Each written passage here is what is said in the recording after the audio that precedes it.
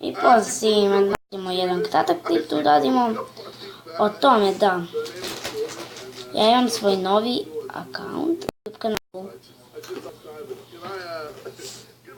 I tu ja ću imati da snimam Fifu, Roblox i Minecraft i sve tako drugo. Znači to će biti mnogo zanimljiviji kanal. I on se zove Serbian Enderman. Znači to mi je novi. Biće mnogo bolji. Znači nadam se da će vam se svidjeti taj kanal. E pa ništa ljudi, to je bilo to što se tiče ovog kratkog videa. Nadam se da vam se svidio i mi se vidimo u sljedećoj epizodi, možda na ovom novom starom.